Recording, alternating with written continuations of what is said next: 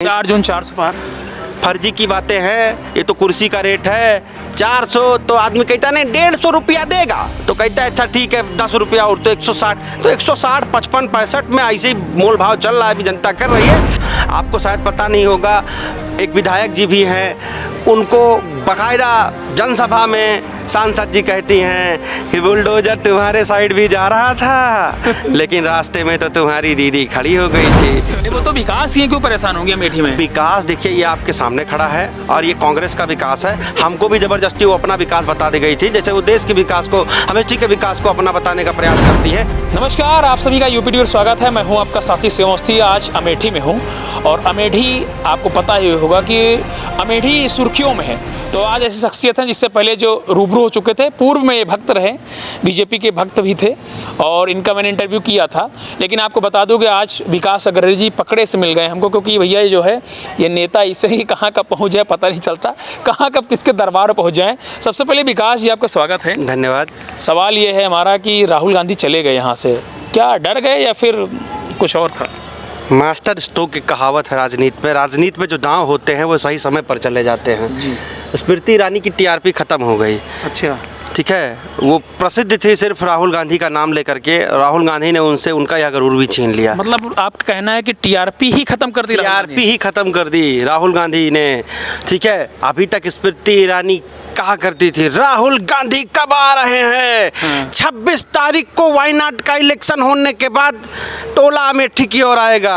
तो टोला इस बार आ गया है और उन्होंने कांग्रेस के कर्मठ कार्यकर्ता पंडित किशोरीलाल शर्मा जी को यहाँ भेज दिया है और उनकी टीआरपी कुछ यूं डाउन हो गई है कि अब वो जो है पूरी तरीके से बौखला गई हैं कि अगर वो पंडित किशोरीलाल शर्मा से हारती हैं तो उनका राजनीतिक वजूद हमेशा के लिए समाप्त हो जाएगा। अच्छा, आपने एक नाम दे दिया पंडित किशोरीलाल शर्मा, क्या यहाँ पर आप जातिवाद को कुछ नहीं? ये अरे यार, जो है वो रहेगा ना।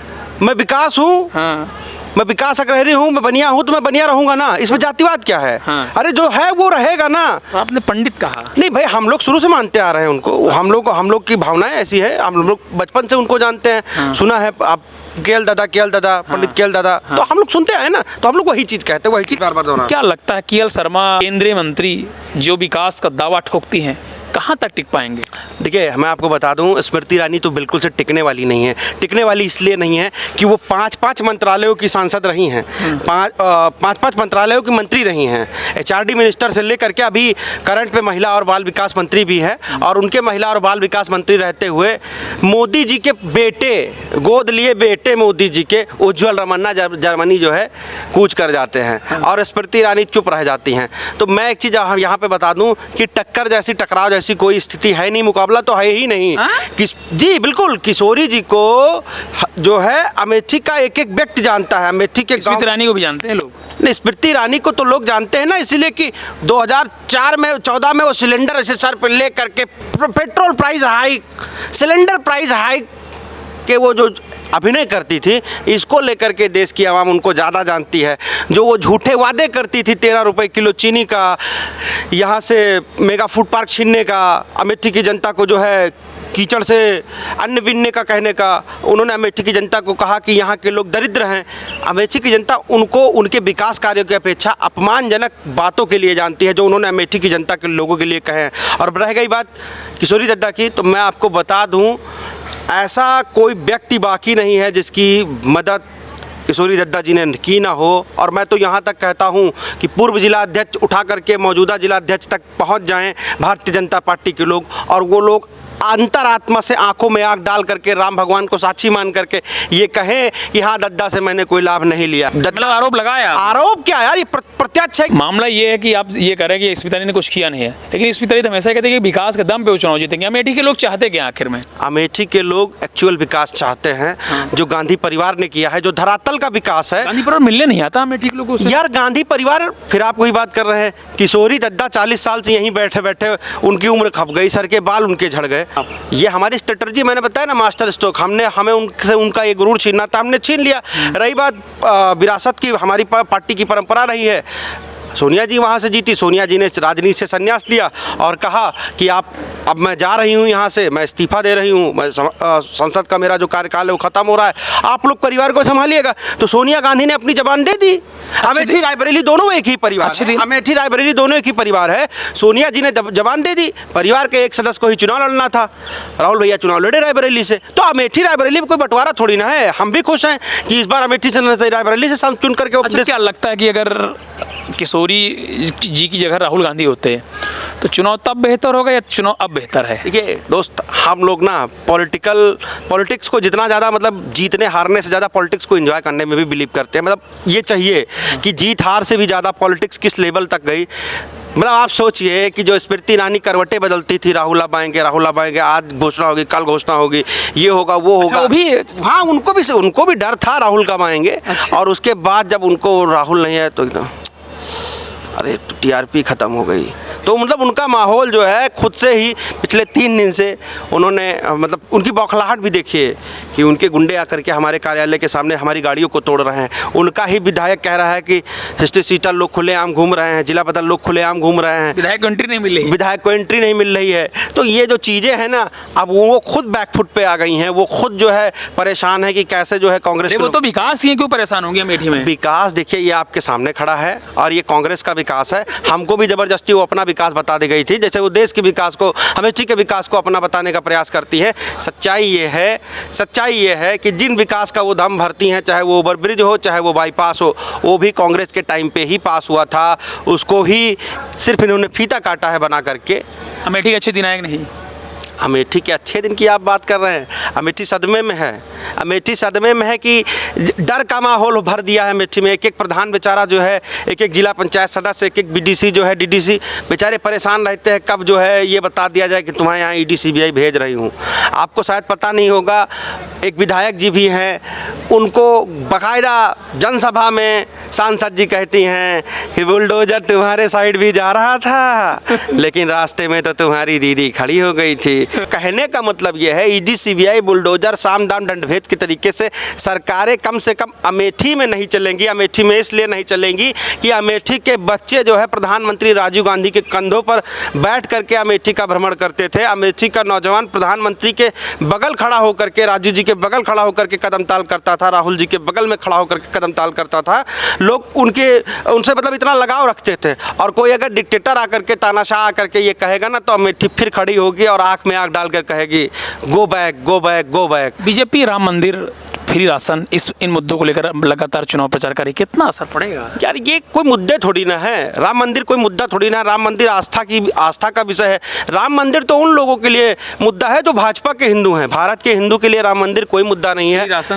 फ्री राशन तो भैया, अब फ्री राशन की आप बात करते हैं, 5 किलो राशन देते हैं, यही 5 किलो कांग्रेस राशन देती थी। 2 रुपया किलो में 10 रुपया कांग्रेस लेती थी। तो मतलब आज इस देश के इंसान की वैल्यू, इस देश के इंसान के वोट की कीमत नरेंद्र मोदी मात्र 10 रुपया लगा रहे हैं।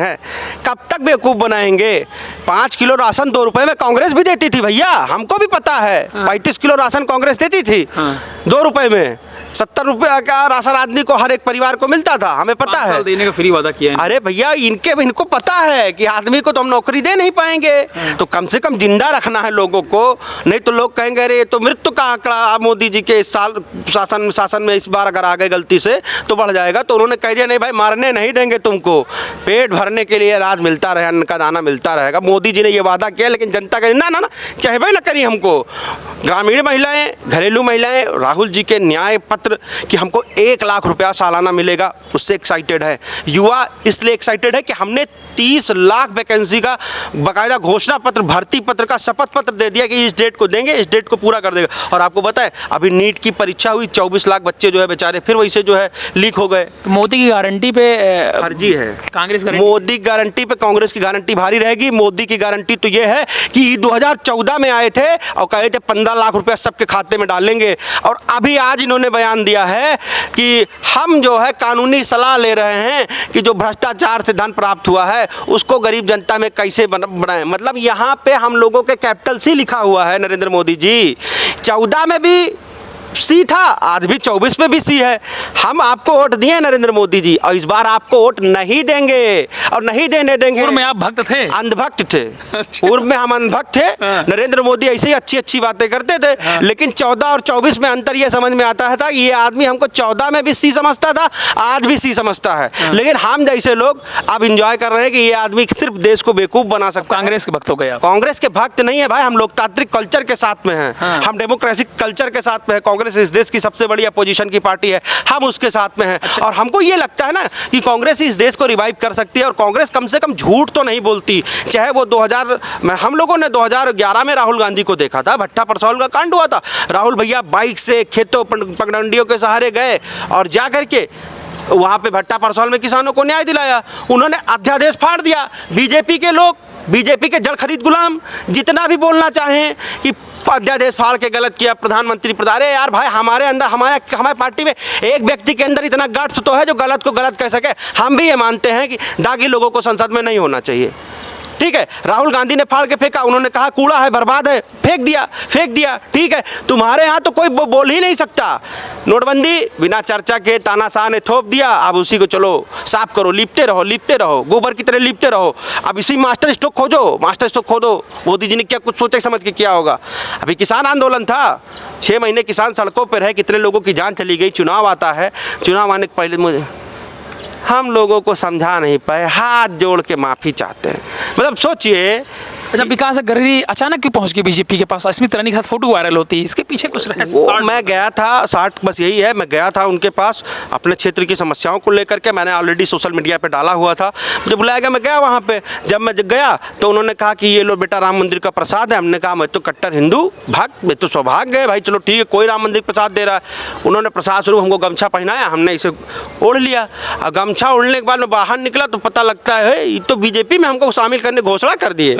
तो हमने कहा भाई नहीं, यहाँ भी क्या हो गया? ये मतलब चुरा रहे हैं, अब कांग्रेस के विकास को अपना बता रही हैं। हमने कहा नहीं भाई, हमने 2 घंटे में प्रेस कॉन्फ्रेंस करके कंफर्म कर दिया कि मैं कांग्रेस का ही हूँ। फिर कोई फ़ोन तो नहीं आया? फ़ोन किसका आएगा? फिर फ़ोन किसका आएगा? और नंबर ही नहीं था, स्मृति ईरानी को हमारा नंबर नहीं है। अच्छा, नंबर नहीं है। नंबर। लास्ट सवाल, कितने वोटों से आप जीत रहे हैं यहाँ पर? मैं इन चीज़ों में विश्वास नहीं करता। 1 वोट से भी जीतेंगे फिर भी हमारी जीत उतनी होगी, 1 लाख वोटों से जीतेंगे तो फिर भी स्मृति ईरानी का कैरियर समाप्त होने जा रहा है। तो कम से कम मैं आंकड़ों की बात में विश्वास नहीं करता। हम मेहनत कर रहे हैं और स्मृति ईरानी से 21 रहेंगे, ये तय है। राहुल गांधी जैसा बड़ा नाम नहीं किशोरीलाल जी का, तो जनता के बीच में कैसे आप इसको बनाएंगे? भैया मैंने बताया ना, 40 साल से उन्होंने सेवा की है अमेठी के एक सेवा की, लेकिन आम लोगों के बीच में कैसे आप? वो आप बताइए। राहुल भैया सांसद हुआ करते थे, गौरीगंज में यही किशोरी दद्दा बैठा करते थे।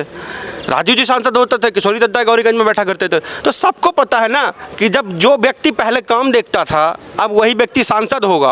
मतलब आप सोचिए कि लोगों के अंदर कितना एक्साइटमेंट है, और ये परिवार के सदस्य हैं। आप सोचिए, परिवार की विरासत, परिवार की परंपरागत सीट एक कर्मठ कार्यकर्ता को कांग्रेस पार्टी ही दे सकती है, बाकी कोई दे नहीं सकता, कोई पार्टी दे नहीं। 4 जून 400 पार फर्जी की बातें हैं, ये तो कुर्सी का रेट है 400। तो आदमी कहता नहीं 150 रुपया देगा, तो कहता है अच्छा ठीक है 10 रुपया और, तो 160, तो 160, 55, 65 में ऐसे ही मोल भाव चल रहा है। अभी जनता कर रही है, अंततः 165-70 में इनको समेट देगी। 20 मई को क्या होने वाला है? 20 मई को पंजा चलेगा चाप के। अच्छा, पंजा चलेगा चाप के अमेठी में, अमेठी रायबरेली, और पूरे भारत में पंजा ही चलेगा, और पूरे भारत में पंजा चल रहा है। मैं आपको बता दूं, फतेहपुर की सीट में जिस तरह से रामनाथ फौजी काका जो एकदम से डटिया गए और पूरा जो है ले गए, तो देखिए आप देश की नौजवान जो मुद्दे हैं ये जो सामने आ रहे हैं ना, ये बीजेपी को पलट रहे हैं, ये बीजेपी को पलट। चलिए ठीक है, 4 जून के बाद इनसे मिलेंगे। जैसा इन्होंने कहा कि 160-70 समेट रहे हैं, सवाल होगा, नोट है? नोट नहीं, बिल्कुल ऑन द कैमरा नोट है भाई। हम तो ऑन द कैमरा बातें कर रहे हैं ना, हम कौन सा कह रहे हैं? हम मोदी की तरह थोड़ी ना कि हम कोई प्रेस कॉन्फ्रेंस नहीं करेंगे। हम फिर प्रेस कॉन्फ्रेंस करेंगे, आपके सामने आएंगे और हम कहेंगे कि नरेंद्र मोदी सिमट गए 170 में। सही में? बिल्कुल 170, बिल्कुल। इंडिया गठबंधन बहुत तेजी से चल रहा है, जनता जो है जागरूक हो गई है। आप पता है, लोग ये जान गए ना कि ये छल रहे हैं, और छलावा भारत की जनता तो कम से कम बर्दाश्त नहीं करेगी। चलिए ठीक है, बहुत बहुत धन्यवाद। ये हमारे साथ विकास अग्रहरी जी थे, जिनसे हमने खास बातचीत